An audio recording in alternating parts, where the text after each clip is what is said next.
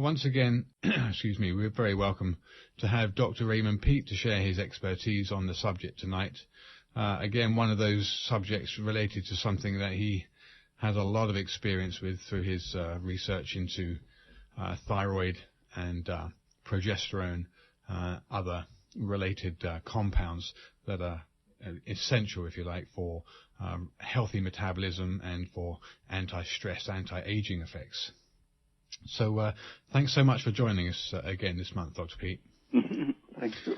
Okay, so I think as usual we want to give the benefit to those listeners perhaps who haven't heard of you or haven't tuned into this show before, the benefit of your past experience. So if you wouldn't mind just detailing your academic professional career to those people. After I had taught linguistics and English and such for a while, I decided to go to graduate school in biology at University of Oregon, and graduated there with my PhD in 1972, with specializing in physiology and biochemistry, especially reproductive physiology. And right after I left university, I worked for a while with a diet company counseling people in weight loss. Okay, so that was 41 years ago. Yeah. Okay, well, hopefully we're going to cover quite a lot of material here tonight, because I know that the subject surrounding tonight's topic of weight gain or how to avoid it and what causes it, etc., will be pretty pertinent to a lot of people, even if they're not overtly overweight. So I think one of the main things just to let people know about, apart from anything else, is that you do actually have a pretty active Facebook fan page, Dr. Peat. Whether you know it or not, I don't know, but it's an active Ray Peat Facebook fan page. For those of you who are familiar with Facebook and use it, that's something perhaps you might want to look at. There's a pretty lively debate and forum surrounding most of those topics that we've covered with Dr. Peat over the last few years. So I think one of those things that has come out of the forum, and I know it's something that we've noticed ourselves, but that's not to say that it's unavoidable, because it certainly is, and that's going to be the discussion of tonight's show. I think one of those things that people are asking each other on the Facebook page is how people can adopt your diet and not expect any weight gain. I know the thing that most people have talked about is some extra weight around the abdomen in relation to your specifications for diet. So, Sarah, what were you going to say? Well, I just think that, that's quite a broad statement there. It is very broad. And basically, you can't say that when people adopt Dr. Peat's diet, because, if we say milk is good for you, and you go and you start drinking a half a gallon of whole milk a day, you're going to put on weight unless you basically cut out all other calories. So, right. Well, that's what this is where I think people get confused. Like, well, how much milk should I drink? And if I don't want to gain weight, should I drink whole milk or low fat or, Right. Well, and it's the same with cheese, too. I advise eating cheese because of its high calcium and protein content, but you have to consider the calories, because some cheese has practically no fat. Others are basically like soft butter for the fat content. Like brie or chev. Yeah. Well, Dr. Peat, I guess what I wanted to start off with first then was asking you this. One of the main components to weight management then is a functional energy reserve coupled with a healthy metabolism, and this is your expertise. So would you outline perhaps what constitutes a healthy metabolism in terms of what we know as glucose oxidation versus the opposite, the fatty acid metabolism that occurs with stress, so our listeners can tell the difference? And before you answer that, Dr. Peat, just to say that you've told us before that if somebody has an unhealthy metabolism, they'll have a hard time burning 1,200, 1,000 calories a day. Yeah, there was a study about 30 or 40 years ago in which doctors used to follow the textbook standard that everyone can lose weight if they eat less than 1,700 calories a day, because that was a study done in the 20s or 30s on healthy people. And so they put a group of women who claimed that they were gaining weight on 1,000 calories. I put them in a closed ward and actually counted how much food they were eating, and some of them could maintain their weight on 700 calories a day, especially women who had dieted a lot, because several adaptations happen to chronic, poorly balanced dieting. The thyroid slows down, and especially the muscle tissues atrophy from the stress of dieting. And if you think of the stress metabolism as being very similar to the diabetic metabolism, basically you shift over to burning fat rather than sugar. At rest, your brain and red blood cells need sugar, and they'll keep burning it regardless of where they have to get it. If you don't eat enough of the necessary nutrients, your body will convert your muscles to sugar to keep feeding your brain what it needs. And if you are eating enough sugar or things which can be turned into sugar, then your body doesn't have to break down its own tissues to make the necessary glucose for your blood cells and brain. And in that condition, your muscles at rest don't require practically any glucose. They can do fine on a pure fat diet. But that's the resting muscle. If your muscles are under stress, very intense exercise, the muscles will begin burning almost pure sugar. So it's the massive muscle at rest which will burn fat calories and leave the protein for your functioning tissues and the sugar to sustain your essential brain and immune system and such. So this is why you're an advocate of muscle building, because then it helps convert your fat into, well, it helps your body to burn the fat for fuel rather than just using the sugar. Yeah, and when the muscle is stressed, it begins actually producing estrogen. When you're building muscle in a safe way, the muscle begins producing testosterone actually right in the muscle, which helps the rest of the body. The heart is one of the main targets of testosterone. So well-developed skeletal muscles are actually sustaining the heart muscle as well as the brain and the lungs, which need the stabilizing anti-inflammatory steroids. So is this why they find that when there's muscly people that they have longer lifespans? One of the reasons, do you think? Yeah, everything that tends to kill you shrinks your muscles. Frailty is the basic thing that associates with aging. Bones and muscles go away at about the same rate with aging. Okay, so getting back to what you've started to outline under what would be regular metabolism for the body to burn glucose preferentially rather than liberating free fatty acids to produce energy, the diet starvation type model would then force your body into utilizing stored fats for energy. Is that correct? Except when it does that, it also needs to make some sugar for your brain.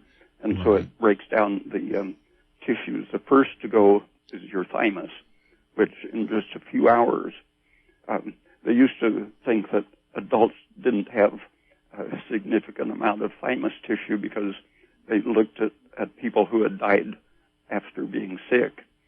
And even if you die slowly after a traumatic accident, your thymus is gone. It just takes a few hours of intense stress for the thymus to be dissolved.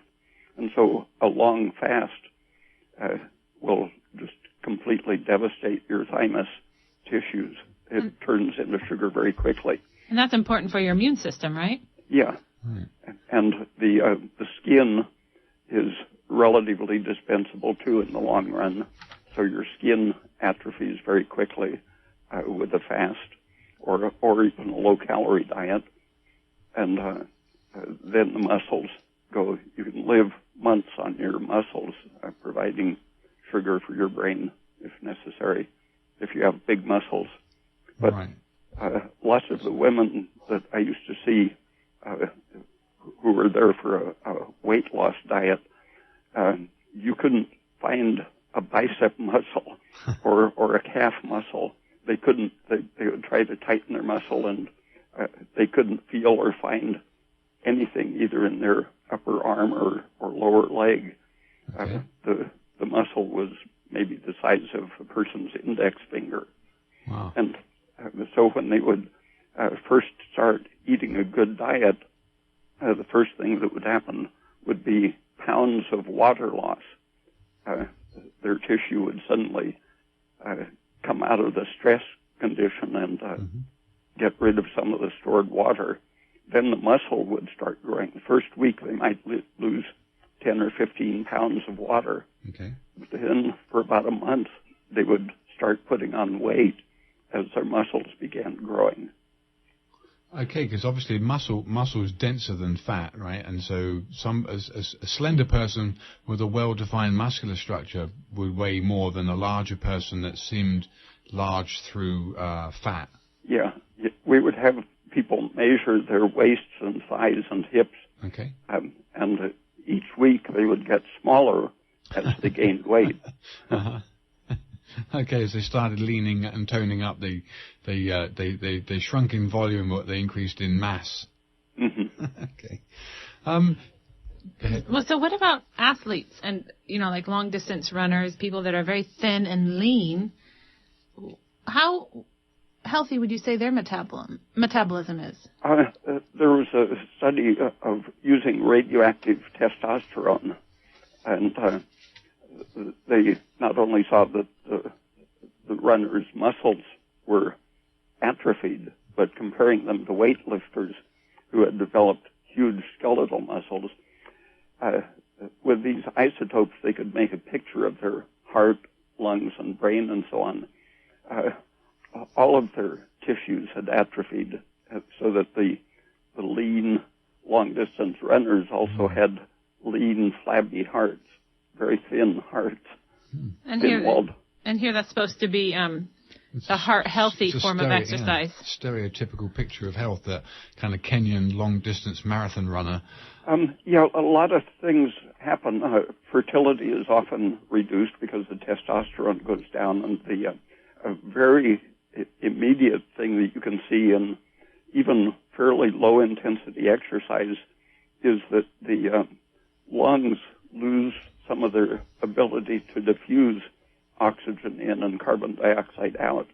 The actual substance of the lung air sac thickens with just a fairly moderate amount of continued exercise. Is that an inflammatory process that's causing that, or?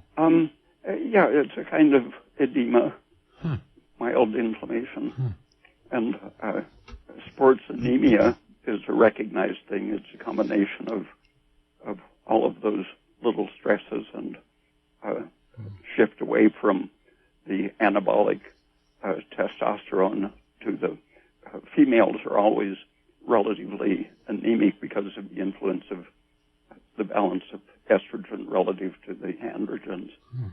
And sports anemia is somewhat like the feminizing effect of estrogen on the blood system. So the long-distance runner has an deformed heart and deformed lungs, basically, compared to the bodybuilder. Yeah. Okay. Well, let's hold it there for a second. You're listening to Ask Europe, Doctor, on KMUD Garberville 91.1 FM, and from 7:30 until the end of the show at 8 o'clock, you're invited to call in with any questions, either related or unrelated to this month's subject of weight loss. Our guest speaker here is Dr. Raymond Peat, and from 7:30 till 8 we'll be open for questions. But Dr. Peat, moving on a little bit then in a tangent direction, are some people more predisposed to this kind of inefficient glucose oxidation from other causes, like I know you mentioned PUFA a lot, or cortisol dominant type pictures. Lots of things can interfere with your high rate of metabolism. Things that suppress your thyroid are the basic, most common thing, but anything that can increase your cortisol or even your glucagon can interfere with your metabolism, slow down your metabolic rate. Serotonin, estrogen, for example, both lower your body temperature. Okay. And many stresses can increase those, and those tend to increase the glucagon, shift you away from being able to oxidize the glucose and instead depend on fatty acid oxidation. So sluggish digestion could increase estrogen and estrogen and serotonin, and radiation could increase estrogen and serotonin. The bowel is one of the ways to get rid of unneeded estrogen by way of the liver excreting it. And if your bowel is sluggish, you reabsorb it. And if your bowel is irritated and sluggish, it secretes much more serotonin than needed, which affects your whole hormonal system, bringing up the stress hormones and contributing to lowered temperature. So eating carrots with vinegar or lemon juice, or just carrots, and taking liver herbs like cascara and dandelion root, milk thistle can help with sluggish bowels. And just eating what you consider to be the most delicious food can greatly help the intestine secrete more juices so things digest faster and move along more smoothly. So enjoy your food. Hopefully we can enjoy our food, and hopefully it's not enjoying PUFAs, which is fried whatever. As long as it's not fried in coconut, as long as it's not fried in coconut oil, then it's bad for you. Okay, so let's get back to where we were at the beginning in terms of people mentioning that they can't help but gain a bit of extra mid-weight, and I think what we're coming around to is that exercise and muscle building, however small or however gentle, however gradual, is one of the most important things when adopting a typical diet that would certainly replace all the nutrition that a person needs. I know your diet does that. So in terms of gentle muscle building, how do you advocate that to happen, say, in a sedentary 60-year-old lady, perhaps? Just doing an occasional knee bend, squatting and standing up again, and maybe getting some 5-pound dumbbells and lifting those in different motions, just a few lifts 2 or 3 times a day, and when you're doing that, maybe squat once or twice. Right, because it really is about being actively involved in generating muscle, however gently or however lightly the weight or the exercise would involve. Okay, because you're saying essentially that muscle in its own right effectively burns glucose, and the very presence of muscle with the increase in testosterone will actually improve the metabolic rate. Mm-hmm. Yeah. Okay. Now another direction. Then you've mentioned and I know you mentioned this earlier on, that you said. And this is for the guys, I think, preferentially, because they probably have more of a chance to see this. But you mentioned foaming urine as being an indicator of an excess excretion of steroid hormone precursors and being a sign of stress. Well, in the morning, you have generally been exposed to several hours of darkness, and darkness is very stressful. Just staying indoors too much gives you chronic stress from the absence of light, but everyone in the morning is at their peak of being stress hormones from the darkness. And during stress, like starvation, the hormones first try to mobilize energy production, and that during the night involves increased free fatty acids. It's sort of like doing a little marathon during the night as far as the shift to fatty acids goes. And your liver, if it's well nourished and supplied with thyroid hormones, will process steroids such as estrogen and cortisol, which reach it. The liver will attach either sulfate or a sugar, glucuronic acid, to make it water soluble, so that then it can leave in the bloodstream to the kidneys and be excreted. Mm-hmm. And in that, attached to the either the sulfate or the sugar, it is like a soap. It's oily at one end and water soluble at the other, and so it makes foam. Okay. And during the night, the fatty acids can be processed in the same way. And the liver especially recognizes the unsaturated fatty acids, but whatever arrives during the night is likely to contribute to that morning foam. Mm-hmm. Okay, so I know you mentioned the liver's ability in storing glucose for the nighttime diet, or fast, if you like, for the 8 hours that we don't eat. So given that a person's consuming adequate sugars during the daytime to stock their liver for the nighttime fast, or given that the person would, as we recommend, and I know that you've been an advocate and suggestion of this, that they're eating a small amount of ice cream at night time before bed, or they're taking a glass of orange juice to bed with them to sip on whenever they wake up to get a little bit of sugar so that their adrenaline is kept down and their nighttime stress response doesn't occur. Do you think that is that still possible for somebody to have foaming morning urine in the presence of sugars during the nighttime? Yeah, the stress always occurs, but if you're sleeping soundly and deeply, there's less intense damage from the stress. So if you stayed awake in the dark, you would probably have super foamy urine in the morning. Okay, and this is something else, perhaps during the daytime, if some of the guys notice what's happening with them during the day. This again would be another indicator of insufficient sugars to block adrenaline and other stress hormones, and that their system was reasonably stressed. Yeah, I think so. Yeah. Okay. And what about for females? Same thing. Yeah. This is not as obvious. It's not as obvious. I'm only saying it because of how obvious it is. Okay. So, yeah. Okay. So going on to the shift in fat content or fat makeup that you advocate from, or the recommendations that our listeners have heard over the last few years, in terms of increased saturated fats, switching to butter, coconut, palm oil, excluding all the liquid oils as sources of PUFA. Excuse me.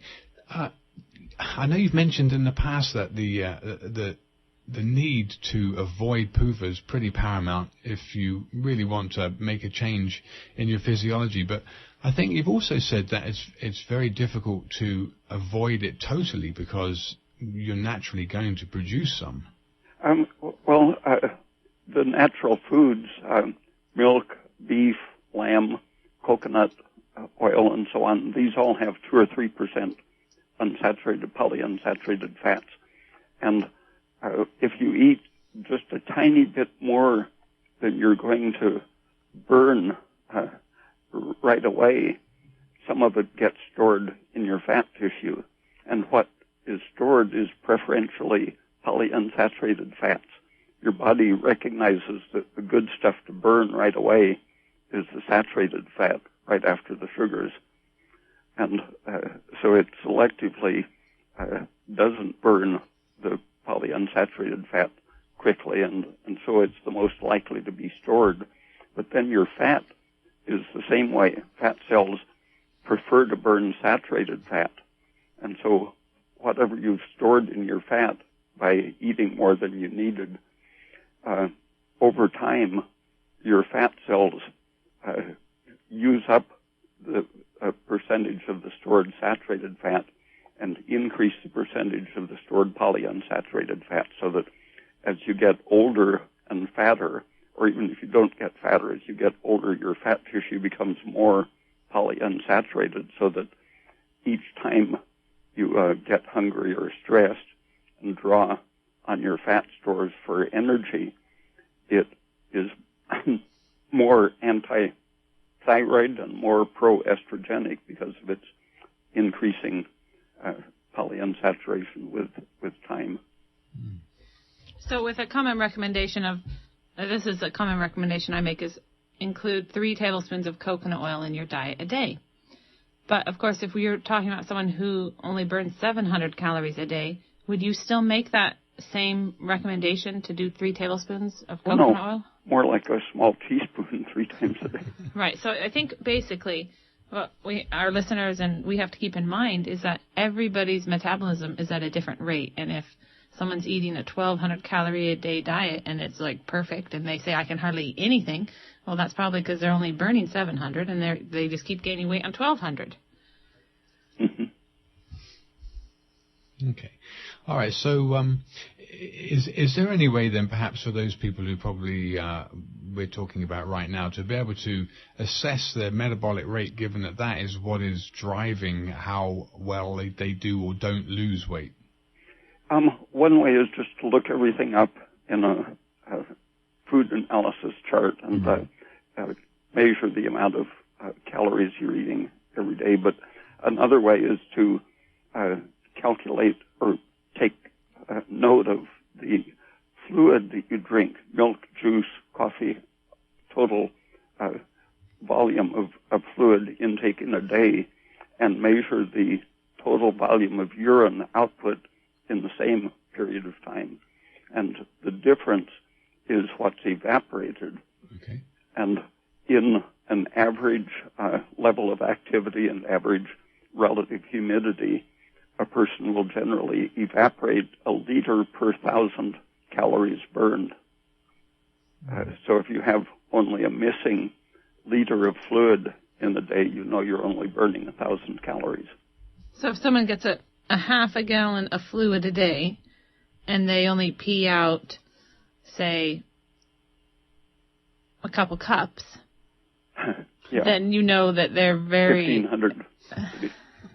Their system is very, very low thyroid. Very high thyroid. A pint out of 2 liters, that's a 1,500 calorie burning. So that's not very much either. Right. But if somebody drinks a half a gallon and they practically pee, a quart and a half, that's very bad. A bad ratio. Yeah. And a half a gallon, that would be about 2 liters? Yeah, there's 4 liters to a gallon. I just thought we might want to remind listeners that it is 7:30 and the phone lines are open if people want to call in and have any questions about the subject tonight. Yeah. Or if any other subject that they're interested in relating to the... Right. Okay. All right. Thank you, Jordan. Okay, so, excuse me, I know you also are very keen that females and males do everything they can to limit their exposure to estrogen for all of its negative effects. Estrogen-dominant females, this is something else that you've brought out, that it's not, you don't always take it for granted that estrogen-dominant females would be overweight with those, what we typically imagine as estrogen tendencies, but actually you could get a slender woman based on the same conditions with estrogen. Yeah. In the animal studies, they've seen that estrogen excites some of the metabolic processes while slowing others down, and it can make the animals hyperactive, but very slender. And in people, there are cases where it can do that same thing. It can make a woman tense very hyperactive and oversensitive and very skinny. Mm-hmm.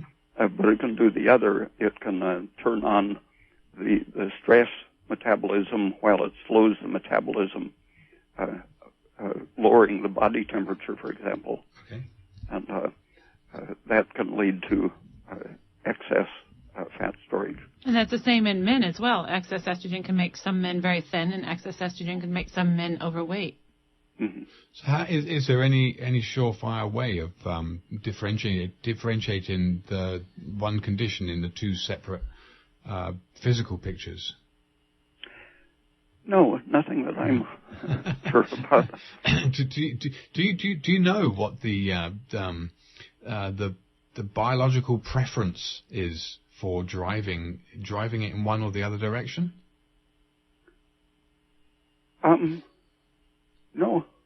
Okay. All right. I had to ask, but I'm sure there's something more that you'll bring out in a bit. We've got two callers on the line, Dr. Peat. So let's take the first of the two callers. You're on the air. Yes. This is David. Hello. Hi, David. Where are you calling from tonight, David? Yeah, I think that's the other thing I want to bring everyone's attention. Let's find out where everyone is from. I am from Missouri. Missouri. And I've actually talked to Sarah a few times and emailed and emailed Dr. Peat, and I really appreciate this show, by the way. I've listened to these podcasts. I've downloaded every podcast that you've done. You're very welcome. And that's what I listen to when I drive. And I just great. Sometimes I've listened to several of these over several times, and there's a lot in there. It takes a while to unpack it. No, it's just amazing how it seems like each week that goes by, I just understand this more and more at a deeper level, and I love it. Yeah, well, iPods are useful then. Absolutely. And we're very grateful for Dr. Peat. I've got kind of two different sets of questions that still pertain to everything you've talked about tonight. One is I have a fairly weak left knee, and so I've been kind of experimenting with using a rebounder. I've got two different types, a more soft one and then a one that's a little bit firmer, and I kind of go back and forth between the two. I do very light, just bouncing, and then also running in place or jogging, and I usually try to do that like 3 to 5 minutes, and I do that several times through the day if I'm at home working. Mm-hmm. I'm just curious what you think of that. Dr. Peat? I don't know if there's much benefit to the bouncing. It does strengthen your bones, I guess, the compression and concussion, but something that builds more massive muscles, stress, even though it isn't fatiguing, just resistance training in little bursts, I think, would help to raise your androgens and strengthen the connective tissues. And that was one of the questions I was going to ask you, Dr. Peat. So just using like different weights and not doing too much stress, but trying to do a certain amount of repetitions where you're just strengthening the muscles, that is a good thing to do. Make the muscle know that it's been active, warm it up a little, but not enough to make you get out of breath or anything. And then what do you feel about just doing basic yoga, like doing different postures and holding those postures where you're actually holding the muscles in a semi-stress state, but then relaxing it? That kind of stress is good for the muscles. Okay. And then the other thing I wanted to ask you about, I've been using the 250-watt bulbs that you had recommended, and I've got 3 of those, and I use those in different places around the house. Because I'm a photographer, I have light stands, so it makes it kind of easy to move them around. But I'm curious, because you've talked about the stress of darkness before after the sun goes down and as you go into the evening before you go to bed. Do you think it's useful to use those right before going to bed, like say for 15 minutes to a half hour, and then maybe when you arise in the morning, maybe doing it for a half hour, like while you're drinking your coffee, or what do you think of that? I think so, and I'm basing that on some studies that were done on plant tissues about 30 or 40 years ago. They found that any kind of tissue put in sunlight or ultraviolet light got some excited free radicals or excited electrons, and shining red light on those would just immediately quench those that had been excited.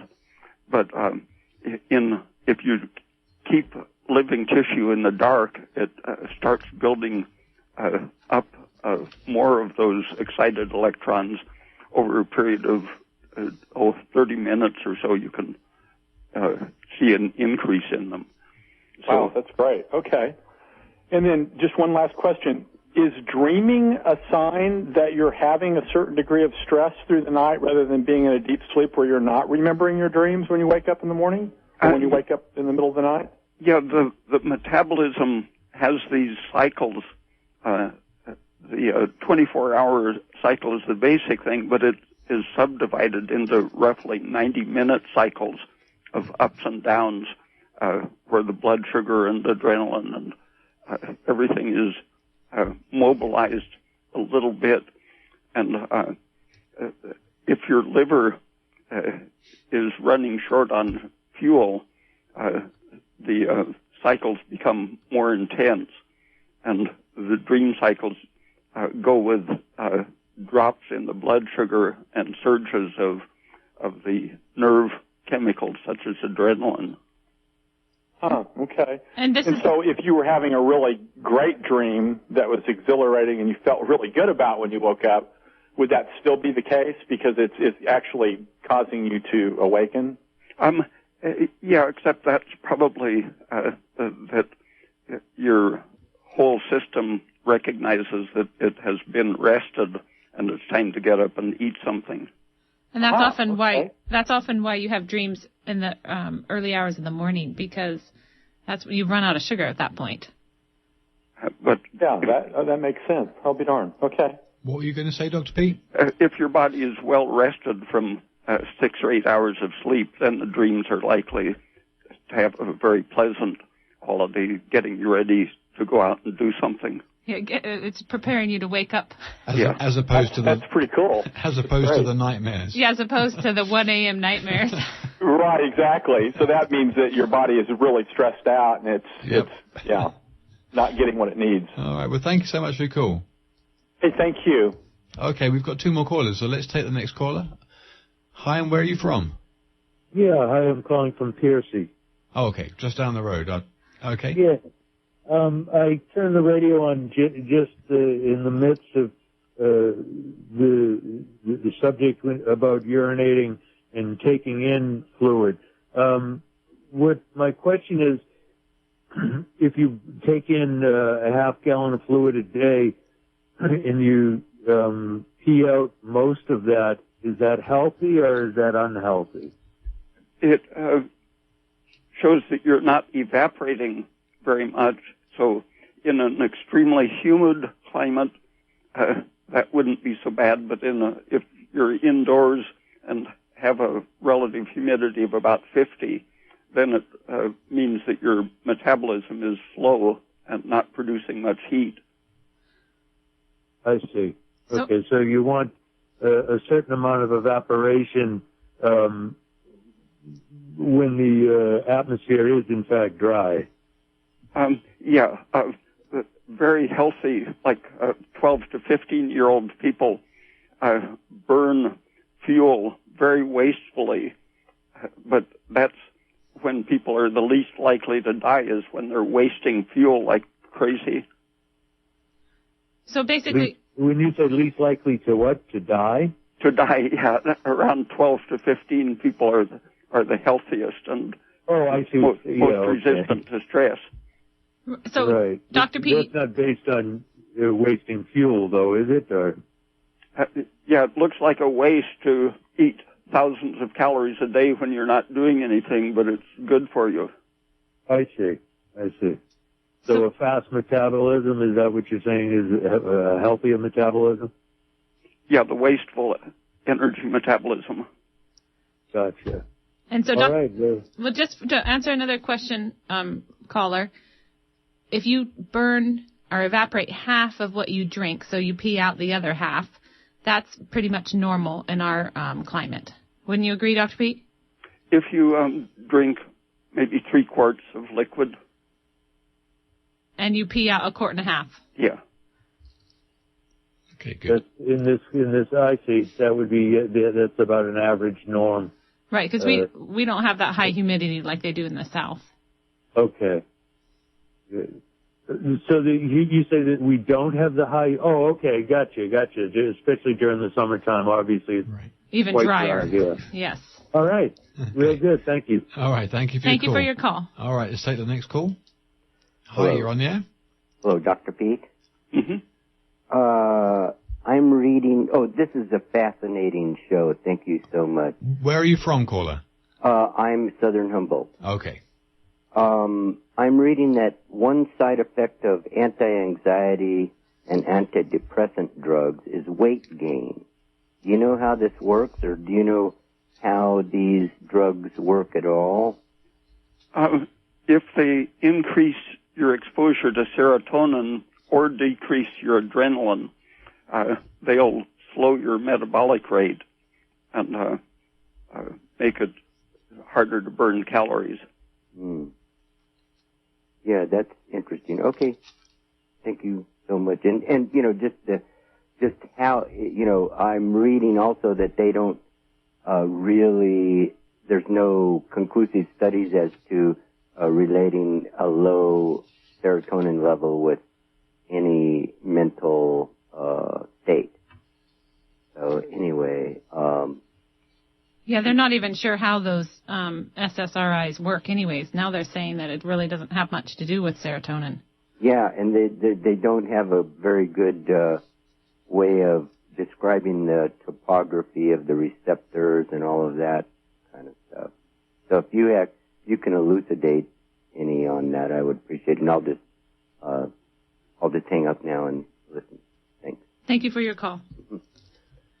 So, Dr. Peat, I guess the last question was, how are these antidepressants making people feel better if it's not, if it has nothing to do with serotonin increasing or decreasing or anything at all with serotonin? Oh, they all work in slightly different ways. So you have to think about each one individually. Maybe we should have a special time to go over some of those specific chemicals. Okay, that sounds great. Okay, but thanks for the callers that have been. Okay, so the lines are open from now until 8 o'clock. If you live in the area, the number's 1-800-KMUD-RAD.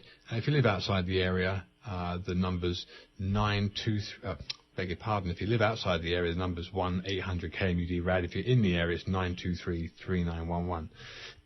Okay, so Dr. Peat, just carrying on with the topic of the ideal diet that I know you've suggested before, which I know Sarah's deals with quite a lot of people with this, and you're mentioning the quart of OJ. Well, do you want to mention the what you would normally be recommending? Well, I mean, if Dr. Peat would recommend something like a quart of orange juice, a quart of milk a day, and you wanted to lose weight, I mean, you wouldn't have much room for anything else if you only burn 700 calories a day. Well, if you use 1% butterfat milk, that's only 400 calories per quart, where whole milk would be almost twice that much. Yeah. And one of the tricks of orange juice is that there are some good chemicals in it which are anti-estrogenic, and some other fruits, tropical fruits, are some of the anti-estrogens are very important for the metabolism, as well as the minerals and type of sugar and such. So there's compounds you're saying in OJ even? Yeah. That are anti-estrogenic? Yeah, and with milk it isn't just the protein, but the calcium right. Is very important as an anti-inflammatory, anti-stress, antidepressant, and so on. People who eat the same number of calories without milk are much more likely to be fat than the people who are regular milk drinkers. Okay. I know. Why don't you tell us about your experience when you were in Finland, I think it was, Finland and Russia? Oh, well, in Russia and the Slavic countries in general, I found that there was really no reliably good milk in the cities. And the people all had bad teeth and were fat. And food was very cheap, but milk was scarce. And probably proteins in general weren't as cheap as the average food. But crossing over the border into Finland, it was very impressive to see how many stores had displays of cheese in the window. Mm-hmm. And the people were all healthy looking and slender compared to on the other side of the border. Well, we noticed the same thing in France. You go to France and everywhere they all eat cheese. And for the most part, they're all very slender. They are, aren't they? So I guess what you're saying is that 400 calories from orange juice is not comparative to 400 calories from baked potatoes and rice. Definitely not. Yeah. It stimulates your metabolism and suppresses the stress hormones. Whereas 400 calories from baked potato and rice would increase your stress hormones and suppress your metabolism. Yeah, and then there's the matter of the starch particles that if you don't have some saturated fat with them, the starch particles can set up a whole pattern of stress and injury by entering your bloodstream, which people taking supplements should be very careful to avoid anything with particles such as titanium dioxide or silica. Those are very allergenic particles that are in all supplements practically. Yeah, and those things getting into the bloodstream trigger the stress hormones, and obesity is the least of the things they contribute to. Okay, we've got a few more callers on the line, Dr. Peat, so let's take this first caller. You're on the air, and where are you from? Hello? Hello, you're on the air, and where are you from? Hi, I've been trying to lose some weight, and I've been weighing myself periodically and at nighttime as well in the morning. And it seems to me that I lose about 5 pounds of weight sleeping. Some nights I've noticed I've urinated, sometimes I haven't urinated, and it seems always about the same, about 5 pounds. And I'm wondering where this 5 pounds goes, if it's with heat, and if there's a relationship between being cold at night and warm at night, whether you lose more weight in cooler climates than you would in warmer, even though warmer climate people seem to be thinner than cooler climate people. It depends on how you respond to the cold. Some people steam up the windows of the bedroom so the window runs water down and collects at the bottom of the windowsill in the morning. Those are people who lose a lot of weight by evaporation during the night. You can see the water collecting on the cool surfaces. And then people in warmer climates are warmer, so their metabolisms stay up during the night, and they probably are thinner because of that, right, Dr. Peat? Yeah. When your body temperature drops in the night because you're slowing it down to resist the stress, but if you reach a certain temperature, you turn on the inflammatory stress-producing hormones, and so you get not only the darkness, but the cold extremities causing stress. So it's better to be comfortable if you're actually trying to shed weight. Is better to be comfortable at night, correct? Yeah. Okay. So that's reaching the low temperatures, you mean, Dr. Peat? Yeah. If your feet reach 90 degrees Fahrenheit, they're producing toxic, stress-inducing substances. Got it. So don't run around barefoot with cold feet. Yeah, we're always telling our nieces that. Always make sure they get their socks on. I know my grandma's always That's incredible. an advocate for keeping your feet warm when you get out of bed. Don't cold head. Yeah, well, cold head and cold feet, not good And for you. some people taking a warm foot bath at bedtime and then putting on warm socks and a wool cap sleep a lot better. Yeah, there you go.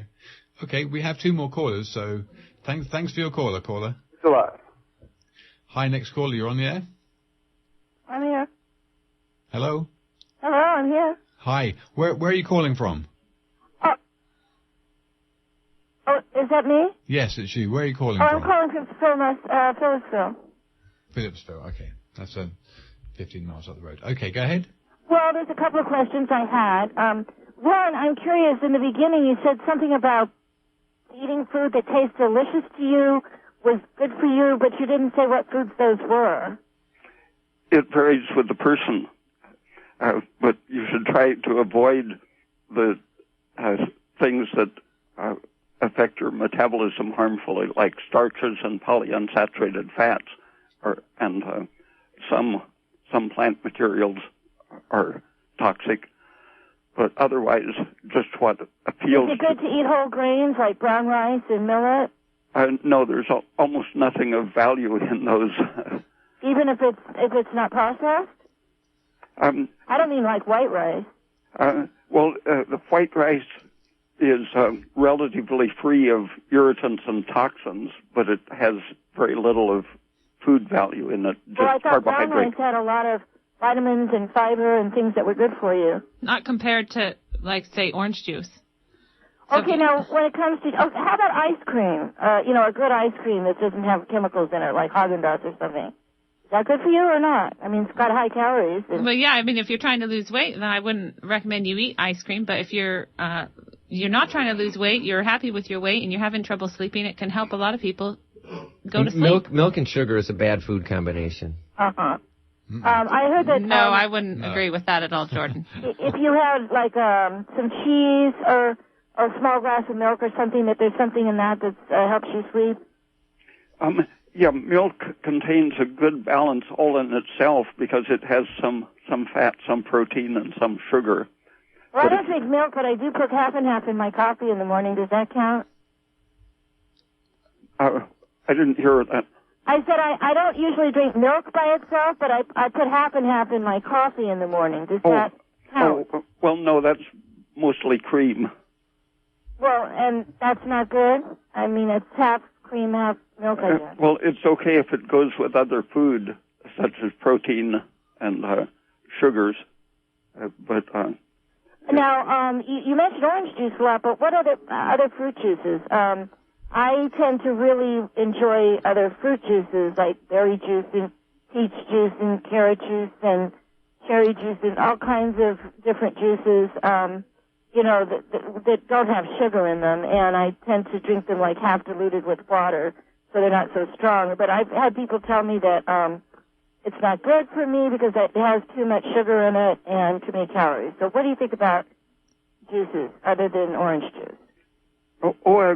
Many juices are good.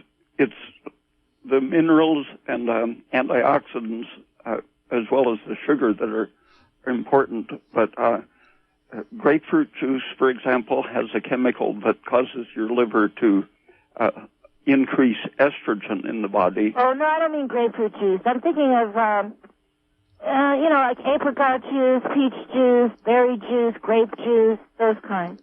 Grape juice is very good as long as you consider the calories.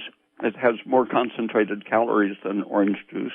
Some tropical fruits are very good. Guava, for example. Mango. Carrot juice is another one that should be avoided except in small amounts because of the high carotene content. It's very metabolically suppressive. Oh, it is. It antagonizes both thyroid and progesterone. What's good for thyroid? What's good for, like, stimulating your metabolism so that you burn calories quicker, but, you won't have an overactive thyroid? Milk, cheese, and some of the fruit juices are the best things. Right, so 400 calories from fruit juice isn't going to be the same as eating 400 calories of brown rice. The 400 calories of brown rice is going to be much more metabolically suppressive than the 400 calories from fruit juice. Really? Yeah, I'm thank you for your call, but it is a couple of minutes to the top of the hour, and I want to make sure that the listeners who are tuned in get to know Dr. Raymond Peat's contact details. So, unfortunately, we've come to the end of this show, Dr. Peat. Thanks so much for your input and your wisdom. And I'm sorry we couldn't get to you other callers. I'm sorry that we had two more callers on the line, but I'm afraid we couldn't get to you. Join us next month, March 15th. So, those people that have listened to us, and Dr. Raymond Peat most especially, his contact details are www.raypeat.com, full of what we would call scientific articles, folks, so not just hearsay, not just things that he's come up with, but a lot of his articles are fully referenced, so there's plenty of science behind it. And that's RAYPEAT.com. Okay, so lots of articles there for people to read, and even the subject we've mentioned this evening, there's plenty of information there. So thanks again for all the callers, and we can also be reached toll-free Monday through Friday, 1-888-WBM-HERB. So until the third Friday of next month, which is March 15th. Yeah, we look forward to speaking with Dr. Peat again, and with those people who've tuned in. Thanks so much for your time.